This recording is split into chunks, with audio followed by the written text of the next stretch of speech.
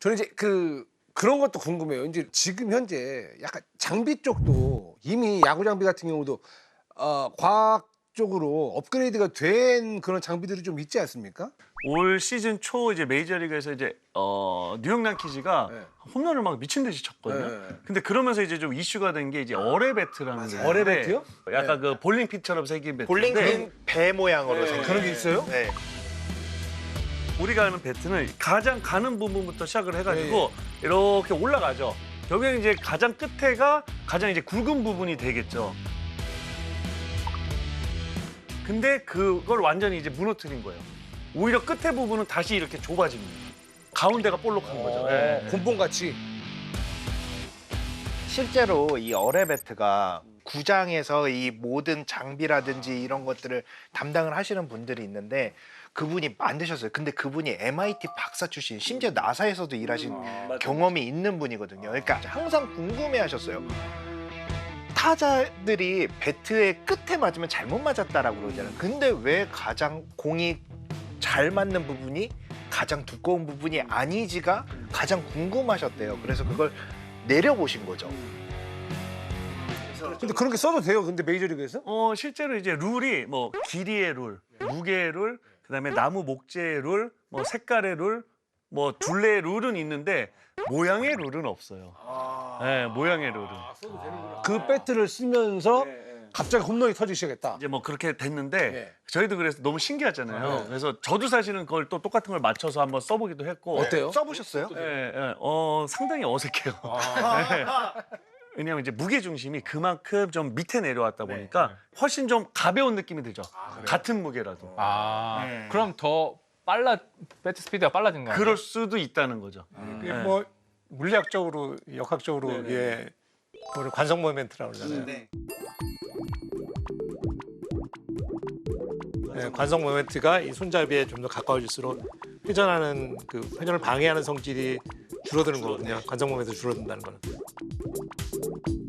그러니까 어뢰버티가 되면은 회전하기 더 쉬우니까 우리가 같은 힘을 쓰더라도 더 빠른 속도로 회전할 수 있고. 어뢰 배트를 쓰면은 좀 더 시간을 그 짧은 순간을 조금 더 단축할 수 있다. 예, 그렇죠. 과학이 기량을 퍼포먼스를 확 높였다는 정말 드라마틱한 사례를 보고 있는 거예요. 국내 리그는 그 배트 써도 됩니까? 이제 한국 KBO 리그는 시즌 전에 그 승인이 된 배트만 사용을 할 수 있어서 네. 시즌 도중에는 안 돼요. 아마도 내년 시즌에는 아마 그 배트를 들고 나오는 선수들이 있을 거예요. 야, 내년에 이제 어뢰 배트가 국내에 등장을 하고 그리고 중요한 거는 그 어뢰 배트는 이제 국내 야구 동호회에 엄청 깔릴 겁니다. 실제로 알루미늄 배트, 벌써 동호회들이 쓰는 알루미늄 배트를 벌써 어뢰 배트를 만들었어요. 네. 이제 예전부터 정말 많은 분들이 궁금해하셨던 걸 한번 물어볼게요. 네. 농구 선수, 네. 축구 선수, 키 크고 날씬합니다.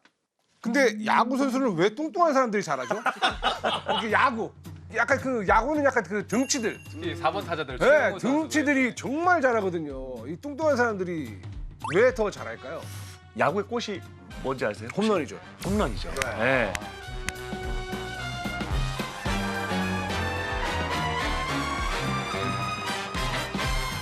결국에는 홈런은 그러니까 힘과 좀 비례를 하죠.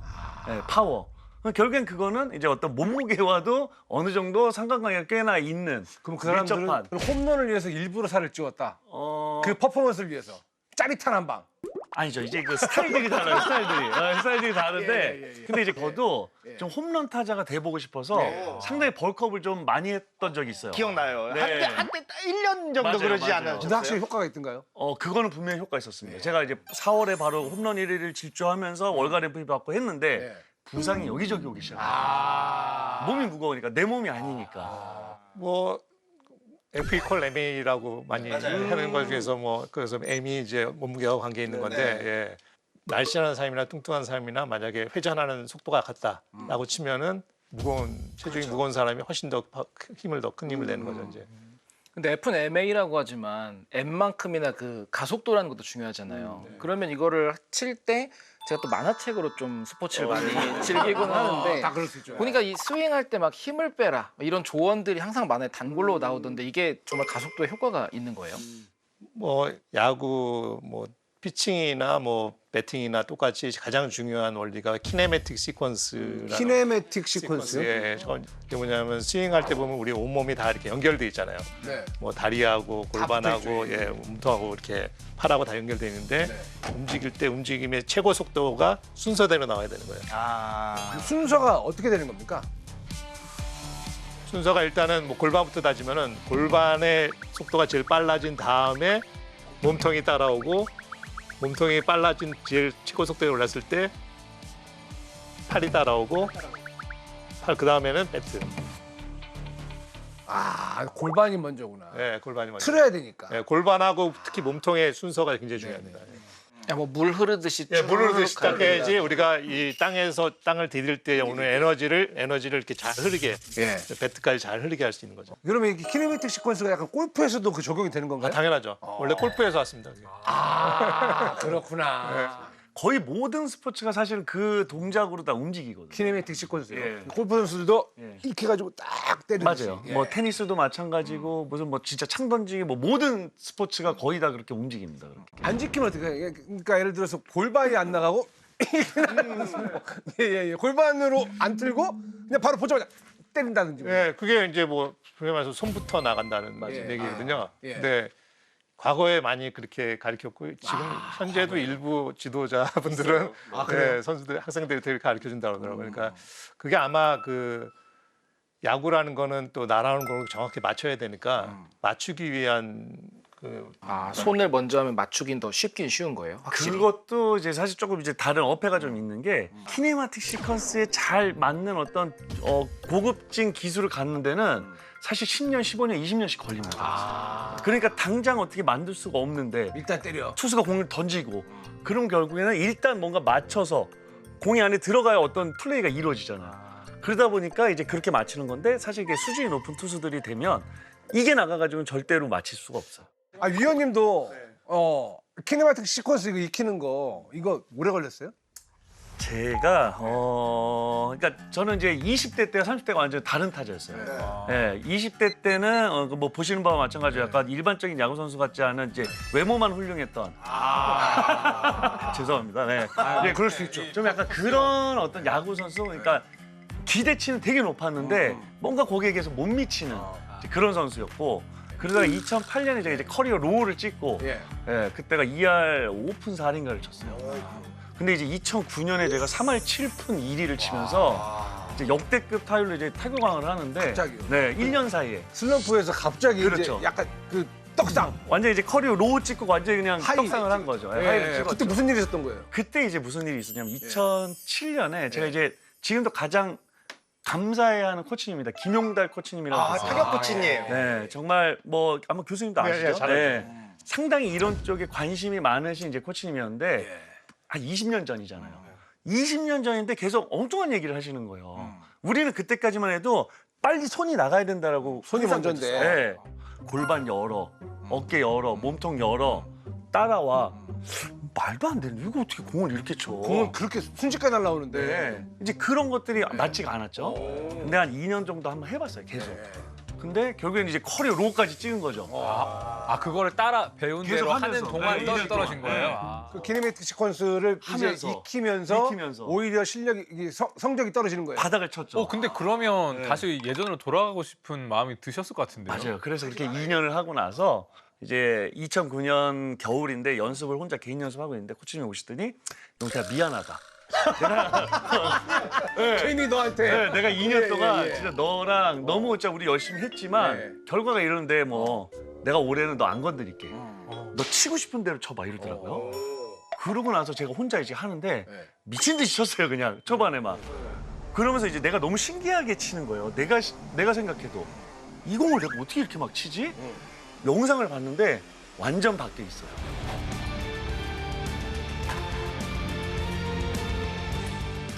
키네마틱 시퀀스가 몸에 그냥 들어온 거죠 이제. 완전히 바뀌어 있다고. 타격은 엄청 다르잖아요. 아, 그래요. 타자들 왜 다 자세가 다를까요? 근데 이제 키네마틱 시퀀스라고 하면 거기에 따른 어떤 방식이 있을 것 같은데 그 타격의 그 다양성은 그러면 어디서 나오는 건가요? 옛날에 진짜 김성환 타자 오리궁뎅이 오리궁뎅이 타법. 타법 진짜 너무 유명했죠. 우선은 투수는 내가 공을 들고 내가 이제 주도적으로 내가 하는 거잖아요. 내가 하는 거죠. 예. 근데 타자는 누군가가 없으면은 할 수가 없어요. 그렇죠. 네. 투수가 던지지 않으면 칠 수가 없으니까요. 결국에는 투수가 발전해야만 타자가 발전하는 게 사실 야구고. 맞아요. 예. 그만큼 발전하면 거기에 맞는 어떤 또 유행들이 계속 따라다니기 시작하고 이제 그게 이제 사실 타자가 어떤 정답이 없는 이유 중에 하나인 것 같아요. 그러면 교과서적인 뭐 타격 폼 이런 거는 아예 좀 없다. 있기가 힘든 건가요?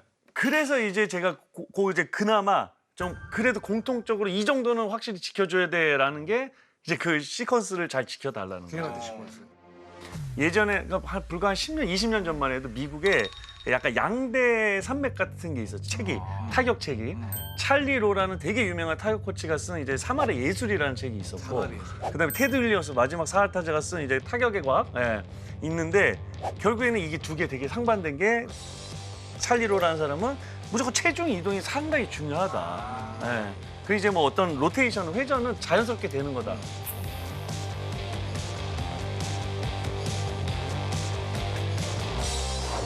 테드 윌리엄스는 체중 이동을 많이 해가지고 투수가 날아오는 공을 잘 맞힐 수 없다. 회전이 중요하다.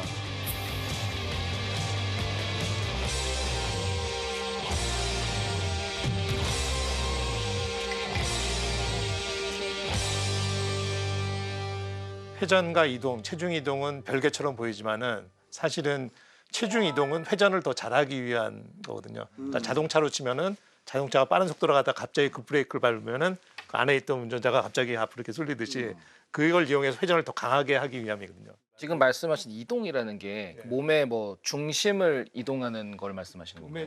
정확하게 과학적으로 얘기하면은 몸의 무게 중심의 이동이죠. 무게 중심의 이동. 무게 중심의 이동도 중요하고 회전도 중요하다. 네, 약간. 그렇죠. 근데 이게 체중 이동이 별거 아닌 것 같고 많이 안 움직이는 것 같지만 예를 들어 보통 야구 선수가 한 90kg 그 정도 선수가 10cm만 이동을 한다고 해도 운동량이 9kg 미터 퍼 세크거든요. 그러니까 10cm만 이동을 하더라도 그 운동량이 다 타구로 전달이 된다라고 한다면은 엄청난 운동량이 전달이 되는 거죠. 교수님, 둘 중에 어떤 게 더 중요하다고 생각하세요? 실전 야구에서는 어떤 게 더 많이 필요하다? 왜냐면 뭐 워낙 또 많이 알고 계시니까 데이터적으로. 예. 예, 뭐 데이터를 통해서 분석해 본 적이 있거든요. 메이저리그 선수 몇백 명을 대상으로 해서 데이터를 수집해서 저희가 분석해 봤어요. 그랬더니 제일 중요한 게 골반의 회전 속도, 골반의 회전. 골반의 회전 속도, 그다음에 몸통 회전 속도, 그다음에는 체중 이동이에요. 그러니까 둘 다 중요한데 조금 더 중요하다면은 회전이네요. 예, 회전이 더 중요하다고 했습니다. 그렇죠. 일단은 데이터적으로는 회전이 훨씬 더 훨씬 더는 아니지만 조금 더 중요해요. 회전이 먼저다. 네, 그 다음에 회전이. 이제 무게가 같이 네. 뒷받침을 해줘야 된다. 예, 그러니까 체중 이동 아무리 잘했더라도 네. 회전을 잘 못하거나 회전 속도가 느리면은 좋은 백스피드, 좋은 타구를 못 만드는 거죠. 맞아요, 맞아요. 근데 타격 폼 때문에 사실 많은 선수들이 고민이 많을 거고 지금 또 이제 우리 청소년들이라든지 또 이제 미래 그 프로 선수를 꿈꾸는 분들이 얼마나 많을 겁니까?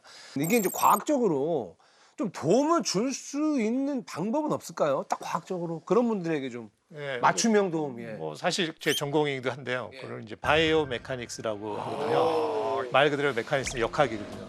그 인체가 발휘하는 힘, 그다음에 인체 외부에서 인체에 가하는 힘, 이런 힘들에 대해서 연구하고 그 힘이 만약에 발휘가 되면은 우리 동작이 바뀌잖아요.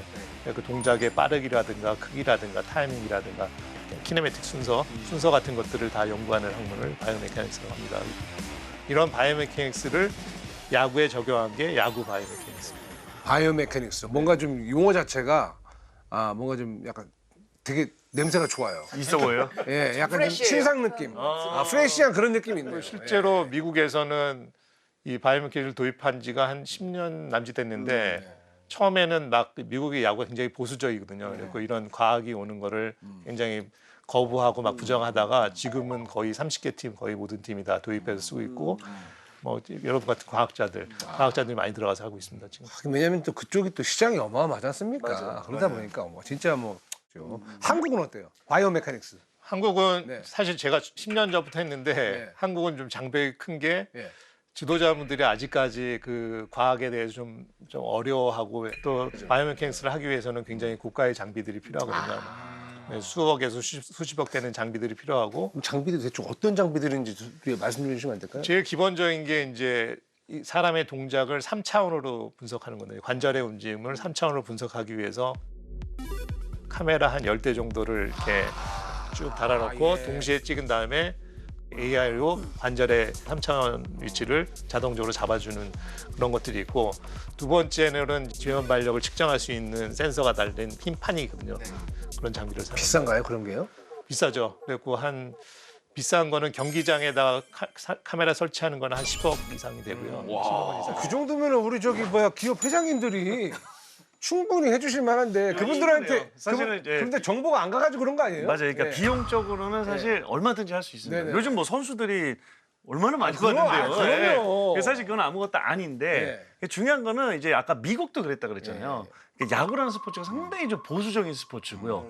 그리고 이제 미국도 진짜 얼마 안 됐고 일본 야구는 사실 더 좀 보수적인 부분이 있었는데 갑자기 이제 세계적인 스타들이 막 나오는 거는 저는 이런 과학을 받아들이기 시작해서부터 이제 일본이 완전히 그렇게 바뀌었거든요. 그렇겠네, 또. 네. 근데 이제 한국 야구도 사실은 아직도 이제 그런 분들이 너무너무 많고 우선 거부감을 완전 느끼세요. 내 연륜을 믿어라. 맞아요. 이러면서. 그러니까 느낌과 현상이 전혀 다른데 항상 느낌만 믿고 계시는 거죠. 네. 아까 일본 말씀하셨는데 일본은 한 5개 팀 정도가 하는 것 같아요. 근데 그 영향을 가장 많이 미치는 사람이 다르비슈라고 해서 다르비슈요? 네, 다르비슈가 일본에서 욕을 많이 먹으면서 굉장히 싸우면서 주장했다고 그러더라고요. 그 다르비슈의 영향을 받은 이제 그 지도자들이 오타니 같은 선수들을 이제 키운 거고요. 국내도 빨리 시작해야겠네요 이거. 아까 4할 타자가 이제 안 나오는 이유 중에 하나로 경기가 너무 많다라는 이야기가 참 공감이 되는데 이게 어느 정도 영향을 끼친다고 보시죠? 예, 경기 수가 많아진다는 게 결국 수준이 높아지는 거거든요. 그 시험이라고 치면 문제 5문제 나오는데 만점 맞출 수 있지만은 문제가 50개 나오고 그러면 사실은 다 맞추기가 힘들잖아요. 그런 것처럼 경기 많아지면은 일단은 좀 안정된 통계 수치가 나오고 그다음에 사실은 경기 수가 많아지면서 제가 보기에 큰 변화가 백인천 시대하고 다른 게 뭐냐면은 투수들이 역할을 갖고 있잖아요. 선발 투수, 뭐 중간 개투 마무리하고 역할을 가지고 투수들 지치지 않게 계속 로테이션하면서 투수들은 싱싱한데 타자는 로테이션이 안 되고 계속 나가는 그렇네요. 그러니까 타자 어떻게 보면 불리한 시스템이 되지 않았나 그때 그다음에 당시에. 컨디션도 많이 떨어지고. 아니 그러면 그 야구 경기가 이제 보통 그러면 여름에 좀 선수들이 대체적으로 여름에 좀 많이 약간 실력이 좀 다운됩니까? 그래서 전체적으로 떨어지는데 제가 요게 이제 한 30대가 되면서 요거다. 왜 뭐가요? 결국에는 상대적인 거잖아요. 저만 떨어지지 않아요. 스스로 떨어져요. 네, 그래서 오히려 봄에 좀 힘을 좀 덜 빼는. 너무 용 쓰지 않는. 봄에는 약간 용 안 쓰고 여름에 다들 약간 네. 다운됐을 때 그때 내가 쳐버려야겠다. 투수들이 힘 좋거든요, 보면. 어차피 떨어지게 돼 있어. 나는 그냥 내 페이스만 잘 지키면 돼. 그러면 여름에 상당히 쉽습니다. 다 보내버리는 거예요. 그래서 타자들 중에 슬로우 스타터라고 하시는 그런 분들이 보통 베테랑 타자들이 그렇죠. 맞아요. 그리고 사실 저는 이제 베테랑이 되면서 연습량을 그냥 결국에는 좀 줄였어요, 계속해서. 더우면 더울수록, 힘들면 힘들수록. 그 힘들면 그냥 힘든데 너무 억지로 하지 말자. 그렇죠, 그렇죠. 그 전략이 중요하네요. 그렇죠. 워낙 이제 그러니까 사실 야구는 마라톤이에요. 마라톤이죠. 44경기고. 혹시 어쨌건 컨디션이 좀 덜 떨어져야 잘할 수 있다는 거죠. 하지만 또 좋을 때는 내가 어떻게 이 공을 이렇게 때려냈지? 내가 이 공을 어떻게 이렇게 쳤지? 이런 생각이 들 정도로 때렸는데. 그러니까 제가 치고도 신기한 거죠. 제가 진짜 좋은 타구를 쳤을 때 그럼 이제 갑자기 궁금하잖아요. 근데 그걸 쳤을 때 내가 어떤 생각하고 들어갔지? 기억이 없어요. 오면 그냥 이건 무조건 맞춘다 이런 건 줄 알았더니 본인도 내가 어떻게 쳤지?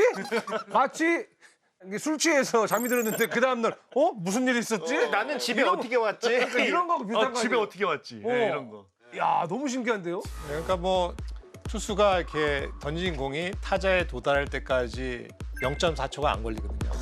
순식간에 0.4초가 안 걸리고 대부분의 시간은 우리가 동작을 이렇게 치기로 마음먹었으면은 동작을 시작해서 공 맞출 때까지 시간에 거의 다 허비해요. 그러니까 우리가 투수가 던진 공에 처음에 오는 궤적만 보고 판단할 수 있는 시간이 0.15초에서 0.2초 정도 되거든요.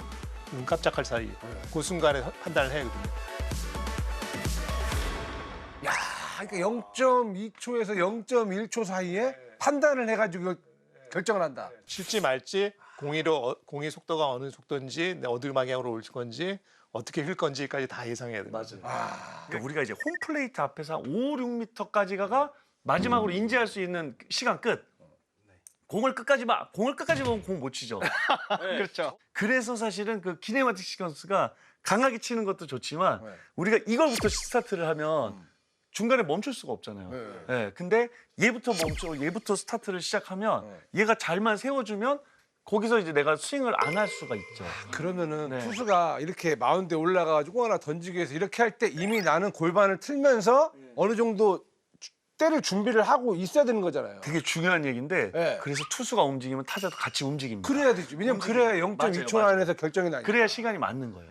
결국에는 모든 공을 제가 치러 가는 거예요. 그냥 예, 치러 나가는데 내가 이 공을 멈출지 아니면 그대로 계속 스윙을 할지 그렇지. 이제 이거를 이제 판단하는 거예요. 그러니까 여러분들 0.4초짜리 공이 날라올 때 내가 0.2초의 판단력으로 예, 이걸 결정을 칠지 말지를 결정을 해야 된다. 예, 그렇죠. 예, 이제 야구가 저는 인간 능력의 한계까지 왔다고 봐요. 왜냐면은 우리가 만약에 공을 던진 거 봤다. 그러면 눈에서부터 뇌까지 가는데 한 0.02초가 걸려요. 이거는 제일 빠른 사람 기준이라 더 줄일 수가 없어요. 그리고 뇌가 판단을 하는데 한 0.1초가 걸리고 여기서 팔과 다리로 보내는데 당연히 멀수록 오래 걸리니까 길면 한 0.09초가 또 걸리고 더 이상 짜낼 수 있는 시간이 없어서 160보다 공이 빨라지면 진짜 예측과 예상 말고 우리가 정확한 판단으로 대응하는 건 그냥 물리적으로 불가능한 160 넘어가면 아우 그러면 거의 총알인데 뭐. 예. 얼핏 일반인들이 보기에는 되게 반응 속도가 빠르다라고 느낄 수 있을 수도 있을 것 같아요. 근데 사실은 반응 속도라기보다는 메이저리그 선수들이 진짜 잘하는 거는 예측 능력이거든요. 이렇게 공을 보고 거기에 반응하는 신체적인 움직임을 우리가 반응 속도라고 하는데 예측 능력이라고 하는 거는 뇌의 반응인 거죠. 근데 이제 예측도 다양한 게 있는데 제일 처음에 내가 타석에 올라섰는데 저 사람이 저 투수가 척구가 볼이 나왔어. 그러면은 내가 이제 봤을 때 쟤 왠지 이번에 스트라이크 하나 들어갈 것 같은데 이런 식의 예측을 하는 건지 아니면 이제 날라오는 공을 보고 이게 직구인지 커브인지 알 수 있는 건지 그 짧은 순간에. 예. 다 맞는 얘기기도 하고 네네. 다 어쩌면 살짝 다른 얘기기도 하고 예, 저도 이제 해설을 계속 하고 있지만 예. 해설위원들이 가끔 뭐 그런 얘기 해요. 뭐 예. 이번에 변하고 노렸어요. 이번에 뭐 직구 노릴 거예요. 뭐 던질 거예요. 사실은 조금 방송을 위한 얘기라고도 할 수 있을 것 같아요. 예. 왜냐하면 거의 대부분의 많은 타자들은 어떤 공을 던질지 그렇게 크게 예측하지 않아요. 그러니까 그래요? 예상하지 않아요. 예. 그러니까 보통의 타자들은 그 투수가 던지는 가장 빠른 공에 타이밍을 맞춰놓고 그 다음에 그거보다 느린 변화구들이나 어떤 걸 왔을 때는 그 이제 대응을 하는 거거든요. 예. 저도 한 9,200 몇 타석을 들어갔는데 한 200타석도 안 노려봤어요, 변화구를. 변화구는 절대 안 노리고 네, 직구만. 거의 대부분은 그냥 직구 치러 빠른 들어가서 대응을 하는. 근데 이제 추신수 선수가 이제 한국에 왔을 때 한동안 조금 이제 잘 못 칠 때가 있었어요. 그래서 이제 야구장 가서 이런저런 얘기를 하다가 제가 혹시 또 변화구 너무 많이 던져서 약간 그런 거 아니야? 이럴 때 선배님 저는 변화구 한 번도 안 노려봤습니다. 이러더라고요. 단 한 타석도 자기는 변화구를 노려서 쳐본 적이 없다고. 그러니까 그런 타자들이 거의 대부분이거든요. 결국에 손에서 떠날 때 어떤 구종인지도 모르고 어디지도 모르잖아요. 그래서 이제 우리가 하는 게 이제 피치 터널이라는 걸 그려놔요. 가상의 이제 굴뚝 같은 거 터널을 이렇게 그려놔요. 그러니까 여기서 조금이라도 오른쪽으로 빠지고 조금이라도 왼쪽으로 빠지고 조금이라도 위로 빠지고 조금이라도 아래로 빠지면 그거는 멈추는 거죠. 네, 결국에는 그 순간적으로 내가 이제 그 짧은 시간 안에 내가 들어왔던 정보로 내가 이제 예상을 해야 되는 거죠. 그렇죠. 예, 예. 제 생각에는 바깥으로 올까 안쪽으로 올까 이런 거 생각해서 판단할 여유가 없을 것 같아요. 그 짧은 시간 안에. 시간이라 뭐. 예. 그리고 뭔가 생각을 해서 내가 뇌에서 굉장히 시간을 걸려갖고 연산할 시간이 없는 거죠. 그러니까 약간 인공지능하고 비슷하지 않을까. 그러니까 하도 많이 학습이 되니까 이제 내가 생소하지 않고 익숙하잖아요. 굉장히 빠른 공이라는 건 익숙하니까 자동으로 이렇게 그냥 자동 반응이죠. 인공지능처럼 맞아요. 예, 자동에서 나오는 거지. 그리고 타자들이 제일 어려워한다는 게 제가 그런 얘기 들었거든요. 익숙하지 않은 거, 예, 익숙하지 않은 구종. 익숙하지 않은 투수 뭐 이런 거거든요. 그런 거에 대해서 이제 약간 좀 혼란이 온다. 예, 그러니까 오타니가 지금 투수로서 잘하는 이유 중에 하나는 그 옆으로 스위퍼라고 이제 요즘 스위퍼, 한참 예. 유행하는. 예. 예.